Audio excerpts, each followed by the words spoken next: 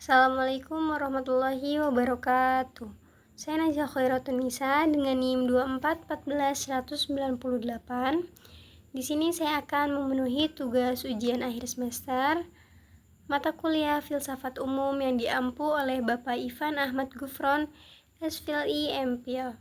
Baik, langsung saja. Yang pertama, saya akan menjelaskan perbedaan sifat kebenaran ilmu, filsafat, dan agama. Ilmu mengacu pada kebenaran yang bersifat objektif, sistematis, dan dapat diverifikasi melalui metode ilmiah. Kebenarannya bersifat sementara. Itu artinya bisa berubah jika ditemukan data baru yang lebih kuat. Ilmu sangat bergantung pada observasi, eksperimen, dan pengukuran. Kebenarannya tidak bersifat mutlak dalam arti filosofis, tetapi dianggap valid selama belum terbantahkan secara empiris. Selanjutnya, filsafat tidak mencari kebenaran dalam bentuk fakta empiris, tetapi melalui refleksi kritis, analisis konsep, dan argumen rasional. Kebenaran dalam filsafat berarti koheren dan konsisten dalam kerangka logika, bukan semata-mata sesuai dengan kenyataan fisik.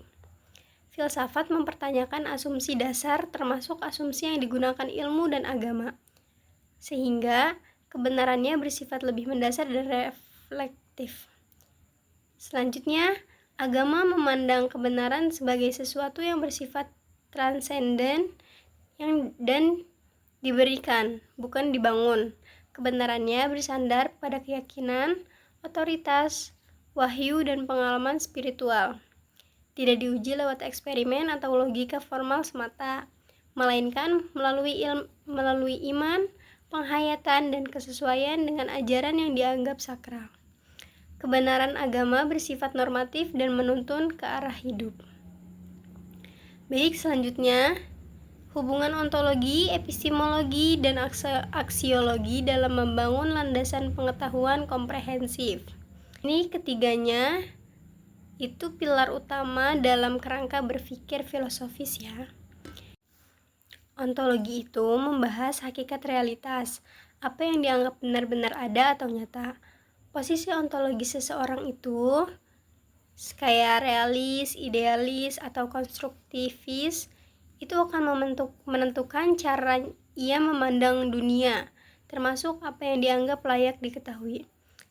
Yang kedua, epistemologi itu mengkaji tentang asal-usul, hakikat, dan batas pengetahuan.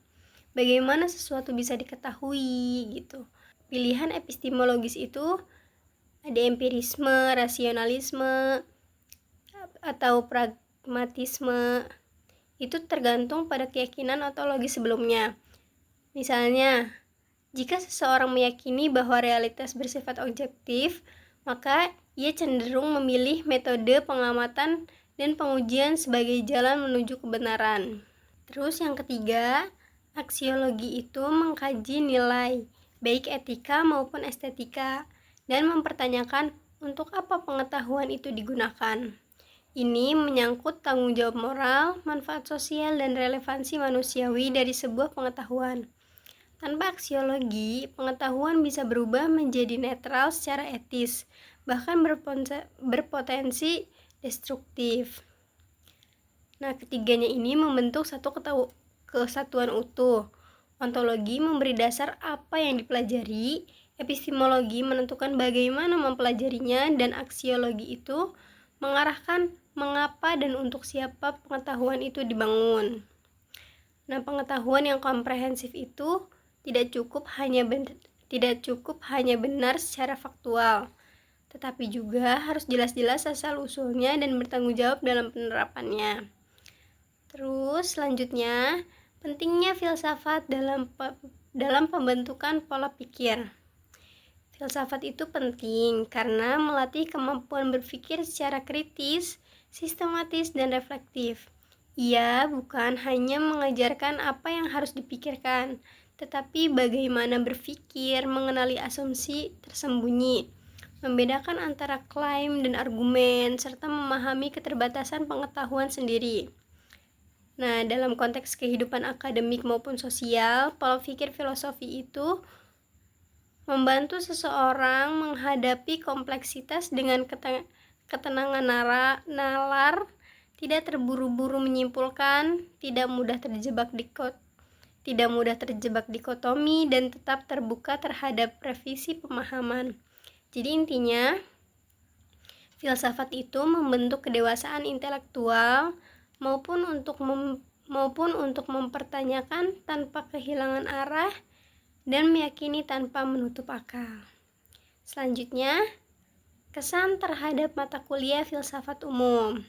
Nah, menurut saya dalam mata kuliah filsafat umum ini mengajak mahasiswanya kembali ke pertanyaan-pertanyaan mendasar tentang realitas, pengetahuan, dan nilai, sehingga memperkuat kedalaman nalarnya dan ketegasan sikap intelektualnya.